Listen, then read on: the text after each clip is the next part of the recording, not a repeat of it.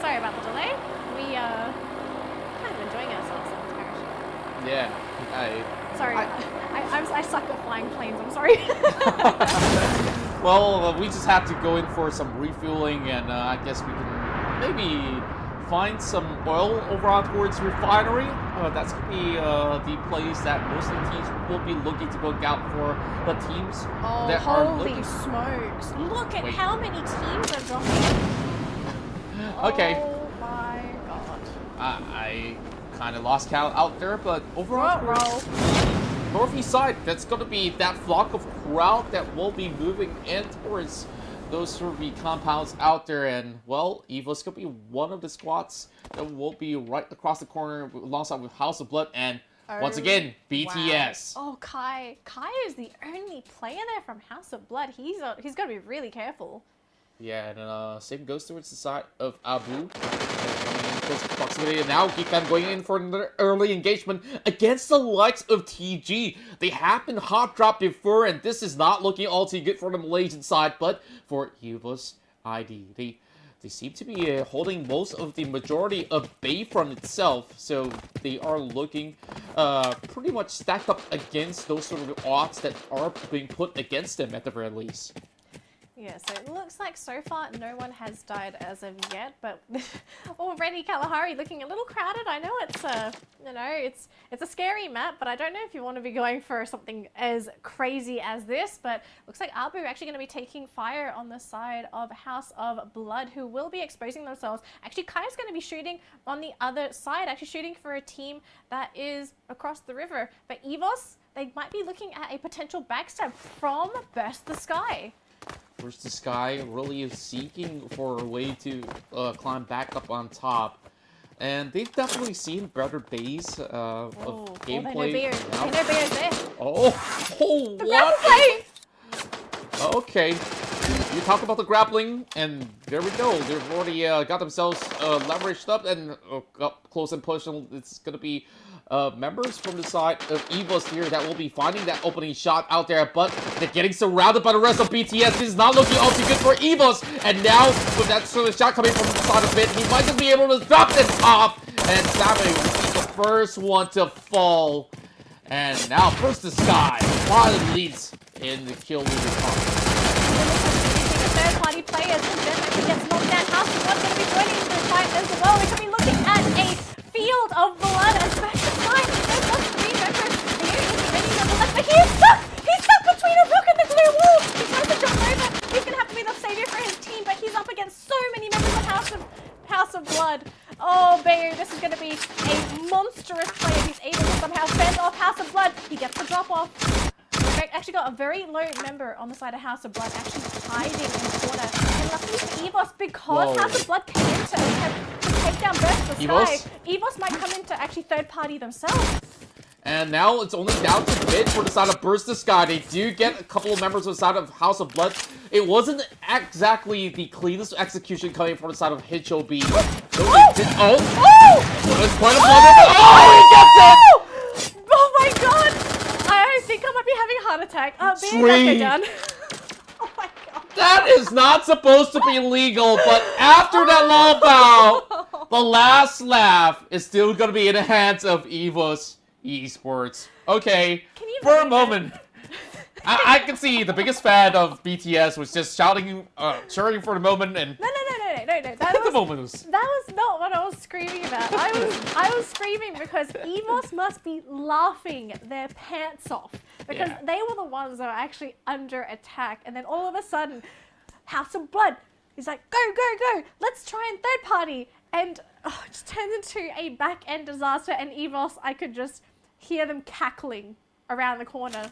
Yeah, honestly, House of Blood really could have actually done a whole lot more damage throughout, and I'm not too sure how exactly did they flop that moment out there, and Evos, all of a sudden they found a way to turtle things through. They were sitting silently, letting both of these sides to take on each other, and after they were done, it's like, okay, seems like it's time for Street to be taking the final hit as well, and he's always going to be the final member out there to be performing such a stint. Wow, what a start to Kalahari. Normally Kalahari for me is the slowest pace map, right? Yeah. Everyone's just trying to loot, they're trying to make their way to the center. Oh, EVTH actually taking fire there from VGM, and it looks like, unfortunately for the Kruz, he's all alone. They did actually manage to fire back. I don't quite know if it's crazy that's dropped down. It does look like it is crazy on B Gaming, and someone's gonna have to get the res off. I do believe there was someone to be. Oh! No one wasn't Crazy. Crazy gets taken down. I believe there was a grenade. Oh no, second member to go down onto V Gaming. No one is close enough to get the res off. He will bleed out, unfortunately, and Mako is hiding behind the crates, but look at EVTH. They are basically circling these crates like a group of sharks. But take a look at the background. There's EXP as well. We know EXP, when they hear gunfire, they come running. Oh boy, now the blue wall comes into effect, and he's trying to protect himself as long as he can, but trying to breach all these walls, and eventually they will still get it underway. Wow. V Gaming 10th place, but man, you were saying that they look like sharks. I gotta say, they might just be piranhas, because they were so swift on the action, and they were just surrounding the likes of the side of the Vietnamese side, and another early crash out coming from V Gaming. A little bit disappointing after a really big booyah, but now look at RQ Hades. Very, very nice positioning for themselves. Very reminiscent of how they played during the play-ins. They also played quite similar to this on all of their Kalahari maps, always utilizing the high ground in the center of the map, although we have seen a couple mistakes come out from RRQ Hades before, but we'll have to see if they can try and play cleanly in this round, because if they can, they do have a chance of making it to the top 3. The chances of making it to first place are slim unless they play the game of their lives, but there's always going to be the potential. Yeah, and now with a pretty good start for the side of GeekFat. They have opened up with 2 kills already, Danger Zone being really close by as well. Now, Eva's going to be around the scene as well.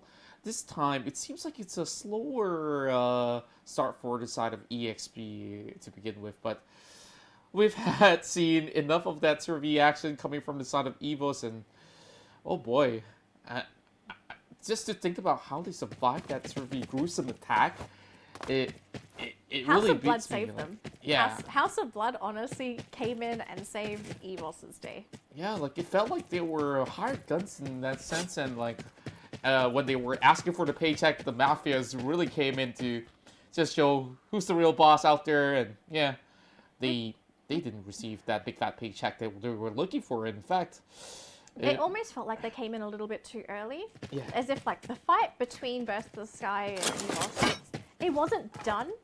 They were just sort of having a little bit of a stalemate, but maybe House of Blood thought, oh, they're done. Let's try and come in and finish them off. But yeah, sometimes you have to make those plays.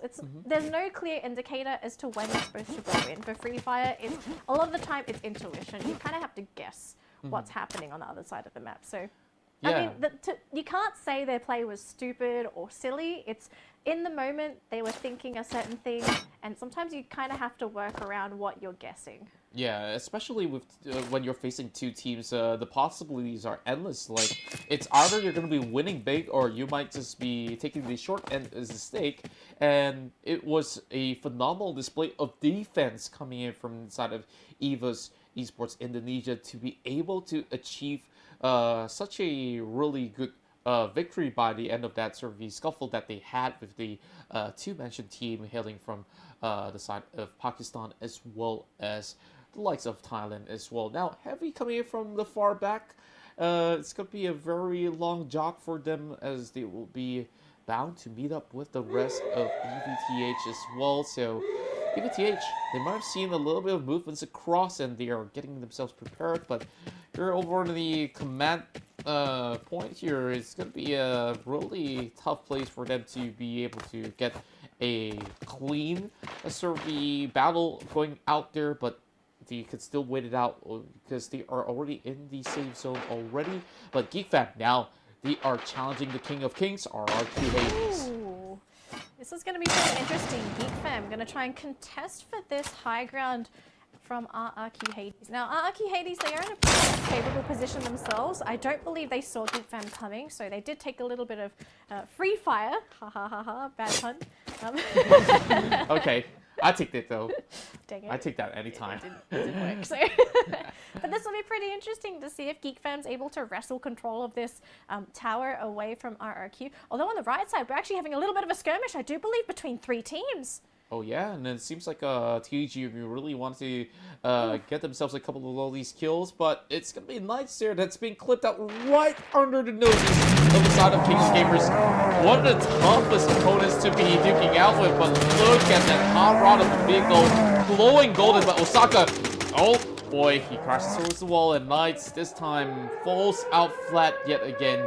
Their chances looking dimmer and dimmer as they only got 3 more maps to be playing out, and they have been averaging on a 10th place to 9th place position. Things are not looking all too bright for the Chinese Taipei side, but there we go. A couple of all these sort of grappling hooks to be able to climb up all these sort of rocks, but Golden here is just waiting to spot out any sort of the threats coming up ahead, but RQ really setting up this stronghold all too well, and EVOS is just trying to climb through the cracks, and how exactly will they cut across the bridge, especially having Geek Fam as well as RQ on board. Looks like we did see a little bit of fire going in the way of King of Gamers, so this might be the one map where King of Gamers don't make it to top 3, because positioning-wise, they're going to have to contest with Geek Fam and RRQ for this. Now, they are making a very aggressive play by trying to wrestle control of the tower. Oh, they actually should get fires off onto Geek Fam. Damage is done. Osaka on the high ground, who's actually going to be lying flat on the crate, so there's no way that they're able to get any free shots off unless Osaka makes a mistake. Wow, all the teams are actually taking territorial zones already as they get closer and closer. This is definitely the ending that we're looking for. That's right in towards the center of the map, and the rest of the teams are still making their way in. Control 5 should be able to get one member off the side of the EXP as well. While Osaka just punches number of damage, and Jewel's already being popped out from the side of CG. Quick response coming in to defend his back, but Legoff still tapping it over, and Kevin now moving right across. King of Gamers really want to find, but oh!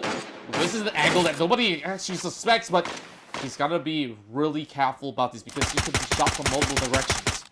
He does have someone watching behind him, so Kevin... Oh, Kevin actually gets knocked down! Oh. There is no way that they're able to get a res off onto Kevin, so he might just have to sort of give himself up here. Geek Fam are right underneath him, so if he drops down... Is this a bait? Are they going to try and use Kevin as bait onto Geek Fam? Geek Fam are under fire from King of Gamers. They're going to try and come in and get this res off. They get a beautiful wall off to actually deny any high ground engagement. But no! Kevin is dead! Kevin! Chansu! Where did this shot come from? He did his best to try to res his teammate right there, but KOG now in deeper trouble ahead. Not only is Geek Fam pushing on the attack, there's also RRQ that has been setting their sights for the longest time, and they strike when the moment matters most. That's KLX. Really tries to hold on towards the containers and goes inside of Geek Fam, and with that, with a little bit more pressure coming from the side of TG, there's not many places that they could possibly run, but RRQ, they're just dominating the entirety of the high ground. None of these teams can actually get up for the moment, and Geek Fam, they were forced to actually take Shadow from the lower side. Same goes to the side of KOG as well, and eventually, teams have to slowly strafe towards the southeast side.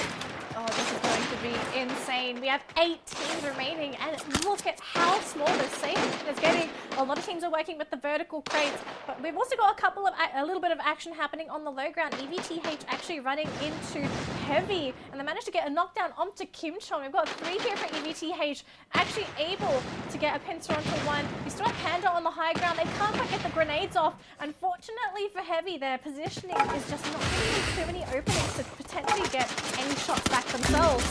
Oh, Panda gets knocked down again. Just using the crossbow in this sort of moment. This is going to be a really tough shot for him to be working out, but well, Damage is going to be good. Pac-Man's going to be able to get one in the back as well.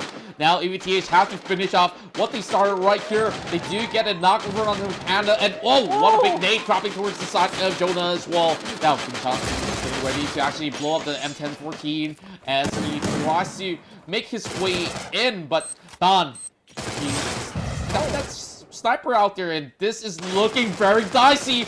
Anyone's on the high ground is going to be laughing their way to the back, especially RRQ, but EVTH, they try to finish this off, but look at the back, there's going to be EX going right in! Whoa! Oh, God! Oh, God! Oh, he just launched him straight in towards the air, and EV Thailand, they are down and out. They did not expect the attack coming from the back. Poon God. Oh my god, I just saw him running in and I thought, no, this is not happening. All of a sudden, two-person drop down, actually getting another kill. Coon God is working magic on that low ground and he's all by himself as well. He's 1v1ing Shoyu. Up is, can't get an angle. Rain has actually dropped down and Pac-Man actually wants to try and finish him off. Geek Fam was not able to get that res off. So we only have two members left on the side of Geek Fam. It's Shoyu and Arpiz. They are now on the low ground as they have lost control of those top containers. A lot of members are actually moving towards the low ground because unfortunately it's not going to be he's running in! safe zone. Arpiz is down. There are so many people here! My goodness, Apis is going for the kill. He does get 5, but it will be EXP down for the count already. Now, Bam from the side of Heavy. He tries to lurk his way through. Only a very few HP left, but he tries to get right in. 20 HP, but it will be RRQ80s. Oh my goodness. Oh, Connor, you're MVP of the match, and you just see RRQ, King of Kings, exerting their dominance right throughout, and they were dropping in from